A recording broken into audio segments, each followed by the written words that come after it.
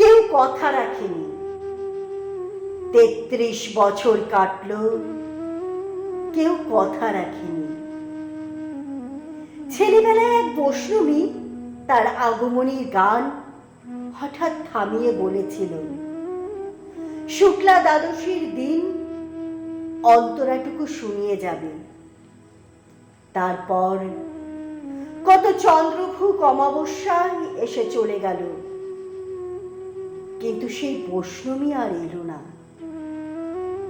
25 বছর প্রতীক্ষায় আমি। মামাবাড়ির মাঝি নাদের আলী বলেছিল, বড় হও দাদা ঠাকুর, তোমাকে আমি 3 প্রহরের বিল দেখাতে নিয়ে যাব, যেখানে পদ্ম ফুলের মাথায় সাপ আর ভ্রমর খেলা করে। নাদের আলী, আমি আর কত বড় হব? আমার মাথা এ ঘরের ছাদ পুড়ে আকাশ স্পর্শ করলে তারপর তুমি আমায় 3 প্রহরের বিল দেখাবে? একটাও রয়্যাল গুলি কিনতে পারিনি কখনো। লাঠি লকেটেন্স দেখিয়ে দেখিয়ে চুষেছে লস্কর বাড়ির ছেলেরা। ভিখারির মতন চৌধুরীদের গেটে দাঁড়িয়ে দেখেছি ভেতরে রাস উৎসব।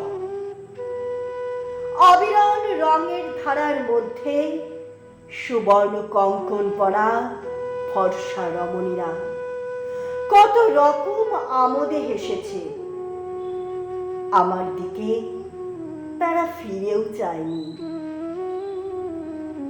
বাবা আমার কাঁধ ছুঁয়ে বলেছিল, দেখিস একদিন আমরাও। বাবা এখন অন্ধ,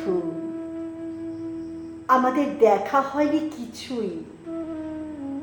সেই রয়্যালগুলি, সেই লাঠি লজেন্স, সেই রাস উৎসব আমায় কেউ ফিরিয়ে দেবে না।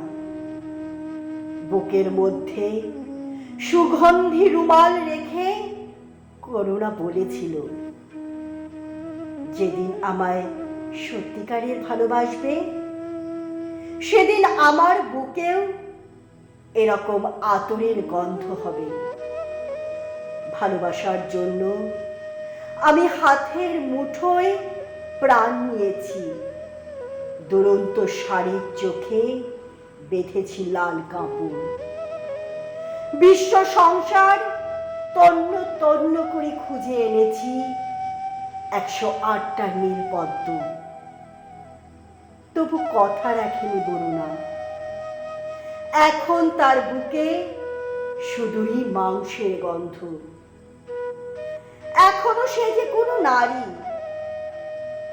কেউ কথা রাখেনি। 33 বছর কাটলো, কেউ কথা রাখে না।